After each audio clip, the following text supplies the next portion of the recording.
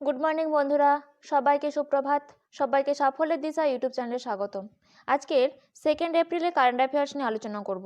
তোমরা প্রথম থেকে শেষ পর্যন্ত ক্লাসটা করো এবং ক্লাসটা ভালো লাগলে অবশ্যই লাইক করে দিও এবং চ্যানেলটিকে সাবস্ক্রাইব করে নিও। তাহলে শুরু করা যাক আজকের ক্লাস। আজকের ক্লাসে ফার্স্ট কারেন্ট অ্যাফেয়ার্স হলো, ভারত সারা দেশে অভিন্ন সময় নিশ্চিত করতে কোন ঘড়ি ব্যবহার করবে? উত্তর হবে পারমাণবিক ঘড়ি ব্যবহার করবে। এই সম্পর্কে জেনে নেব। স্মার্টফোন, ডিজিটাল ঘড়ি, ল্যাপটপ ইত্যাদির মতো সমস্ত ডিভাইস আসলে ভারতীয় স্ট্যান্ডার্ড টাইমের উপর ভিত্তি করে এবং দেশ জুড়ে অনেকগুলি পারমাণবিক ঘড়ি স্থাপন করা হয়েছে। বর্তমানে উইন্ডোজ এবং অ্যান্ড্রয়েডের মতো বেশিরভাগ সফটওয়্যার অপারেটিং মডিউলসগুলো ইউএস ভিত্তিক, নেটওয়ার্ক টাইম প্রোটোকল সার্ভার নির্ভর। মাত্র 4টি দেশ যেমন যুক্তরাষ্ট্র, যুক্তরাজ্য, জাপান এবং দক্ষিণ কোরিয়াতে নিজস্ব দেশীয় পারমাণবিক ঘড়ি তৈরি করেছে। এই পারমাণবিক ঘড়িটি 1955 সালে ইউনাইটেড কিংডম ফিজিক্যাল ন্যাশনাল ল্যাবরেটরির একজন পদার্থবিদ লুইস এসেন আবিষ্কার করেছিলেন। এই পারমাণবিক ঘড়ি যেমন দুই প্রকার, সিজিয়াম এবং হাইড্রোজেন মেজর পারমাণবিক ঘড়ি। হাইড্রোজেন পারমাণবিক ঘড়ি সিজিয়াম পারমাণবিক ঘড়ির চেয়ে বেশি নির্ভুল বলে মনে করা হয়। এটি বৈজ্ঞানিক গবেষণায় ব্যবহৃত হয় এবং সিজিয়াম পারমাণবিক ঘড়ি আন্তর্জাতিক মান, সময় এবং সমন্বিত সার্বজনীন সময় অর্থাৎ ইউটিসি সংজ্ঞায়িত করতে ব্যবহৃত হয়।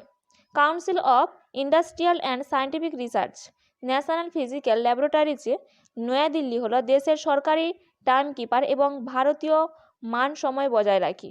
ভুবনেশ্বর, জয়পুর এবং হায়দ্রাবাদে নতুন পারমাণবিক ঘড়ি বসানো হবে। ভারতের শুধুমাত্র একটি সময় অঞ্চল আছে অর্থাৎ ভারতীয় মান সময়। এটি 1947 সালে 1 সেপ্টেম্বর গৃহীত হয়েছিল। ভারতীয় মান সময় 82°5' পূর্ব দ্রাঘিমাংশ থেকে গণনা করা হয় এবং যা উত্তরপ্রদেশে এলাহাবাদের কাছে মির্জাপুরে একটি ক্লক টাওয়ারে পড়ে। এটি গ্রিনিচ গড় সময় থেকে 5.5 ঘন্টা এগিয়ে আছে। নেক্সট, সম্প্রতি কোন রাজ্যে কল্যাণ চালুক্য রাজবংশের 900 বছরের পুরনো কন্নড় শিলালিপি পাওয়া গেছে? উত্তর হবে তেলেঙ্গানাতে। তেলেঙ্গানাতে সম্প্রতি কল্যাণ চালুক্য রাজবংশের 900 বছরের পুরনো কন্নড় শিলালিপি পাওয়া গেছে। এই সম্পর্কে জেনে নেব। তেলেঙ্গানার মাহবুবনগর জেলার জাতচেল্লা মণ্ডলে কল্যাণ চালুক্য রাজবংশের একটি 900 বছরের পুরনো কন্নড় শিলালিপি পাওয়া গেছে। প্রত্নতত্ত্ববিদ এবং প্লেস ইন্ডিয়া ফাউন্ডেশনের সিইও শিবানাগি রেড্ডি বলেছেন যে এই শিলালিপিটি ভবিষ্যৎ প্রজন্মের জন্য ঐতিহ্য সংরক্ষণ করুন এবং প্রচারাভিযানের সময় পাওয়া গেছে। নেক্সট, কোন ভারতীয়কে জাতিসংঘ মহাসচিব দুর্যোগ ঝুঁকির হ্রাসের জন্য তার বিশেষ প্রতিনিধি হিসাবে নিযুক্ত করেছে? উত্তর হবে কমল কিশোরকে। এই সম্পর্কে জেনে নেব। ভারতের জাতীয় দুর্যোগ ব্যবস্থাপনা কর্তৃপক্ষের একজন শীর্ষ কর্মকর্তা কমল কিশোরকে জাতিসংঘের মহাসচিব অ্যান্তোনিও গুতেরেস দুর্যোগ ঝুঁকি হ্রাসের জন্য তার বিশেষ প্রতিনিধি হিসেবে নিযুক্ত করেছেন। 55 বছর বয়সী কিশোর কমল জাতিসংঘের দুর্যোগ ঝুঁকি হ্রাস অফিসে মহাসচিবের সহকারী মহাসচিব এবং বিশেষ প্রতিনিধি হিসেবে কাজ করবেন। নেক্সট, সম্প্রতি কাকে মায়ানমারের ভারতের রাষ্ট্রদূত করা হয়েছে? উত্তর হবে অভয় ঠাকুরকে। এখানে আমরা মায়ানমারের স্ট্র্যাটেজিক আকার জানবো। মায়ানমারের রাজধানী নেপিদিউ, মুদ্রা মায়ানমার কিয়াত। নেক্সট, বাংলাদেশের প্রথম কোন আম্পায়ার আইসিসি এলিট প্যানেলে আম্পায়ারদের তালিকা অন্তর্ভুক্ত করা হয়েছে? উত্তর হবে শরাফুদ্দৌলা ইবেনে শহীদ। এই শরাফুদ্দৌলা ইবেনে শহীদ বাংলাদেশের প্রথম আম্পায়ার আইসিসি এলিট প্যানেলে আম্পায়ারদের তালিকা অন্তর্ভুক্ত হয়েছে। এই সম্পর্কে জেনে নেব। বাংলাদেশে শরফুদ্দৌলা ইবনে শহীদ সম্প্রতি বাংলাদেশে প্রথম আম্পায়ার হিসেবে আইসিসি এলিট প্যানেলে আম্পায়ারদের তালিকা অন্তর্ভুক্ত হয়েছে। ভারতের নীতিন মেনন পঞ্চমবারের মতো এই প্যানেলে যোগ দিয়েছিলেন এবং 12 সদস্যের ক্লাবে মেননই একমাত্র ভারতীয় ছিল। নেক্সট, সম্প্রতি কোন ভারতীয় খেলোয়াড়কে FIH অ্যাথলেটস কমিটির সহ চেয়ারম্যান হিসেবে নিযুক্ত করা হয়েছে? উত্তর হবে PR শ্রীজেশকে। এখানে গুরুত্বপূর্ণ স্ট্র্যাটেজিক আকারে দেখে নেব। FIH এর হেডকোয়ার্টার লুসানে, সুইজারল্যান্ডের। প্রধান অর্থাৎ সভাপতি তৈয়ব ইকরাম। নেক্সট, সম্প্রতি কে সেনেগালের নতুন রাষ্ট্রপতি হয়েছেন? উত্তর হবে বশিরু দিওমায় ফেই। ইনি সম্প্রতি সেনেগালের নতুন রাষ্ট্রপতি হয়েছেন।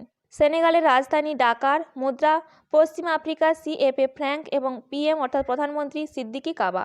নেক্সট, ব্র্যান্ড ফাইন্যান্স ইন্স্যুরেন্স 100 2024 অনুসারে সবচেয়ে শক্তিশালী বীমা ব্র্যান্ড কোনটি? উত্তর হবে life insurance corporation of India অর্থাৎ LIC। ব্র্যান্ড ফাইন্যান্স ইন্স্যুরেন্স 100 2024 অনুসারে সবচেয়ে শক্তিশালী বীমা ব্র্যান্ড কোম্পানি। এই সম্পর্কে জেনে নেব। ব্র্যান্ড ফাইন্যান্স ইন্স্যুরেন্স 100 2024 এর একটি প্রতিবেদন অনুসারে বীমা giant life insurance corporation of India অর্থাৎ LIC বিশ্বব্যাপী শক্তিশালী বীমা ব্র্যান্ড হিসাবে আবির্ভূত হয়েছে। নেক্সট, সম্প্রতি তৃতীয় বক্সিং সাব জুনিয়র জাতীয় চ্যাম্পিয়নশিপের শিরোপা কে জিতেছে? উত্তর হবে হরিয়ানা। হরিয়ানা সম্প্রতি তৃতীয় বক্সিং সাব জুনিয়র জাতীয় চ্যাম্পিয়নশিপের শিরোপা জিতেছে। এই সম্পর্কে জেনে নেব। মেয়েদের বিভাগে হরিয়ানা 10টি পদক অর্থাৎ 7টি স্বর্ণ, 1টি রৌপ্য এবং 2টি ব্রোঞ্জ জিতেছে। ছেলেরা 9টি পদক জিতেছে, যার মধ্যে 6টি স্বর্ণ, 2টি রৌপ্য এবং 1টি ব্রোঞ্জ রয়েছে। বক্সিং সাব জুনিয়র ন্যাশনাল চ্যাম্পিয়নশিপে হরিয়ানা ছেলে এবং মেয়ে উভয় বিভাগে 19টি পদক জয় করেছে। দিল্লি এবং মহারাষ্ট্র ক্রমান্বয়ে দ্বিতীয় এবং তৃতীয় স্থানে রয়েছে। নেক্সট, 2024 সালে মার্চ মাসে প্রথম পারমাণবিক শক্তি শীর্ষ সম্মেলন কোথায় অনুষ্ঠিত হবে? উত্তর হবে ব্রাসেলসে। ব্রাসেলসে 2024 সালে মার্চ মাসে প্রথম পারমাণবিক শক্তি শীর্ষ সম্মেলন অনুষ্ঠিত হবে। এই IAEA অর্থাৎ ইন্টারন্যাশনাল অ্যাটমিক এনার্জি এজেন্সি এটি প্রতিষ্ঠা হয়েছিল 1957 এবং হেডকোয়ার্টার ভিয়েনা, অস্ট্রিয়া। এই ছিল আজকের দিনে গুরুত্বপূর্ণ কারেন্ট অ্যাফেয়ার্স। এইরকম গুরুত্বপূর্ণ কারেন্ট অ্যাফেয়ার্স পেতে অবশ্যই সাফল্যের দিশা ইউটিউব চ্যানেলকে সাবস্ক্রাইব করে নিও এবং বন্ধুদের মধ্যেও লিঙ্কটা শেয়ার করে দিও। তাহলে আশা করি আপকামিং কম্পিটিটিভ এক্সামগুলোতে কারেন্ট অ্যাফেয়ার্স নিয়ে কোনো সমস্যা হবে না। আজকের ক্লাসটা এই পর্যন্ত।